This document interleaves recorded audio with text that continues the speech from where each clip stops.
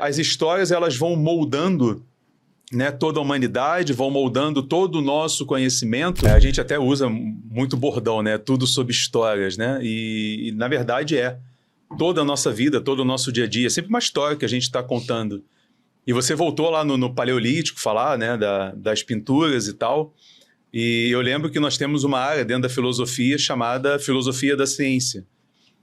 E a filosofia da ciência, ela justamente busca normatizar e entender como esse conhecimento foi sendo gerado dentro da nossa cabeça. Porque não é que nós somos, assim, simplesmente... nós somos um papel e as coisas não vão sendo escritas.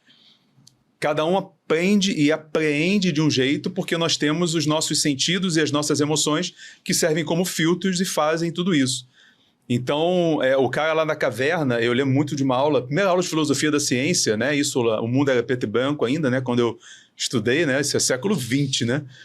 E o professor falava assim, uma tribo chegou perto de um rio e ele nunca tinha entrado naquele rio. E aí, quando ele entrou naquele rio, uma primeira pessoa não voltou. E eles acharam estranho e logo depois viram sangue na água e pedaços do corpo. Mas assim, eles não sabiam o que tinha acontecido. Aí entrou mais 2, 3 e começou a ver que todo mundo que entrava acabava morto. E aí eles pararam de entrar naquele rio.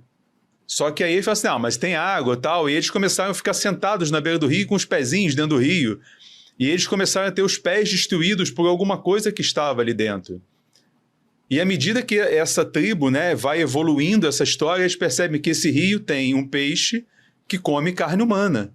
Então, aqui nesse rio nós não podemos entrar, ou para entrar precisamos tomar alguns cuidados. E aí volta nisso das pinturas rupestres. Essas histórias, elas começaram a ser contadas e registradas, porque você imagina quantas e quantas vidas tiveram que ser perdidas para entenderem que não podiam entrar naquele rio. Assim como quantas vidas se perderam até descobrir, para matar um tigre dente de sabre, esse aqui é o melhor método. Então, as histórias, elas vão moldando, né, toda a humanidade, vão moldando todo o nosso conhecimento e como você disse, não existe uma história bem contada que não seja agradável.